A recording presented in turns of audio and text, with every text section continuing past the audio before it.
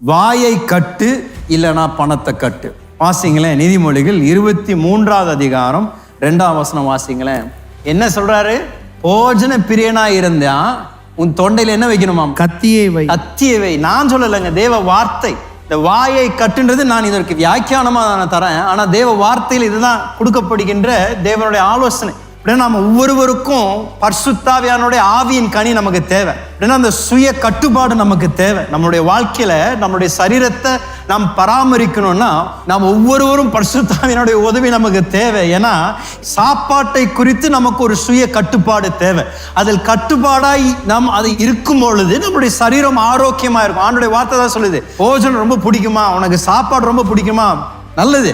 ஆனா என்ன பண்ணு, கத்திய தொண்டையில வெயின்னு ஆண்டவர் சொல்றார். நான் வளர்ந்து கொண்டு இருந்த நாட்களில் இந்த பிரியாணி என்பது கொஞ்சம் அரிதாக இருந்தது. அப்படின்னா வருஷத்துல பிறந்த நாள், கிறிஸ்மஸ்ஸு, கல்யாணம், இந்த மாதிரி விசேஷமான நாட்களில் தான் நல்ல பிரியாணி சாப்பிட்டு நான் வளர்ந்தேன். ஆனால் இன்னைக்கு அப்படி இல்லை.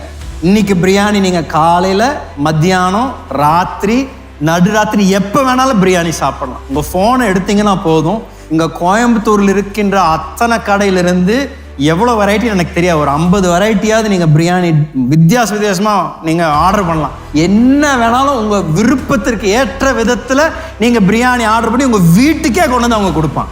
இதுக்கு நம்ம எல்லாரும் கோவிடுக்கு ரொம்ப நன்றி செலுத்தணும். ஏன்னா கோவிடுக்கு முன்னாடி நம்ம ஒழுங்காக கடையில் போய் உட்காந்து சாப்பிட்டோம். இப்போ கடைக்கெல்லாம் போகிறது எல்லா பழக்கம் மாறிடுச்சு. கடைக்கு போகாமல் கடை நம்ம வீட்டுக்கு வந்துடுது.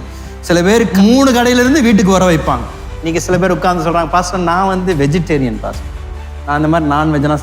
சரி, நீங்கள் வெஜிடேரியனாக இருந்தாலும் இந்த மஷ்ரூம் மசாலா சாப்பிட்றீங்க, இந்த சில்லி கோபி சாப்பிட்றீங்க, இந்த பன்னீர் மசாலா சாப்பிட்றீங்க, இது அந்த பரோட்டா சாப்பிட்றீங்கள, அதில் எவ்வளோ எண்ணெய் இருக்குன்னு உங்களுக்கு தெரியுங்களா? அது உங்கள் சரீரத்திற்கு எவ்வளோ கெடுதின்னு உங்களுக்கு தெரியுமா? அதுவும் மாதத்துக்கு ஒரு தடவை சாப்பிட்டா கூட பரவாயில்ல. சில பேர் நீங்களே சொல்லி முடிச்சுக்கோங்க, எவ்வளோ தடவை ஆர்டர் பண்ணீங்க எனக்கு தெரியாது.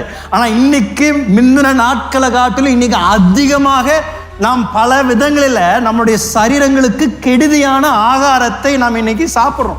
ஏன் இன்னைக்கு அவ்வளோ வியாதி பெருகி இருக்கு? ஏன் இன்னைக்கு பலர் இன்னைக்கு ஆஸ்பத்திரிக்கு ஓடுறாங்கன்னா கண்டதை சாப்பிட்றோம், கண்டதை நம்ம வாயில போடுறோம். எல்லாம் பொரிச்சது தான். எண்ணெயில் பொரிச்ச வடை, எண்ணெயில் பொரிச்ச போண்டா, எண்ணெயில் பொரிச்ச காலிஃப்ளவர், எண்ணெயில் பொரிச்சனா வெஜிடபிள் தான் சாப்பிட்றோம் பாஸ்டர். ஆனால் வெஜிடபிள் என்னங்க, எண்ணெயில் ஞானசானம் பெற்று உங்கள் வாயில வரும்போது அதுக்கு பிரயோஜனமே இல்லை. அது ஆரோக்கியமா அம்மா சொல்கிறாங்க அப்போதான் டேஸ்ட்டாக இருக்கும். அம்மா அப்படி இருந்தீங்கன்னா முடிஞ்சது கதை. கத்தி எங்கே வைக்கணுங்க? தொண்டையில் வைக்கணும். நம்ம வாயை கட்டலைன்னா போய் ஆஸ்பத்திரியில் தான் போய் அந்த பணத்தை கட்ட போகிறோம்.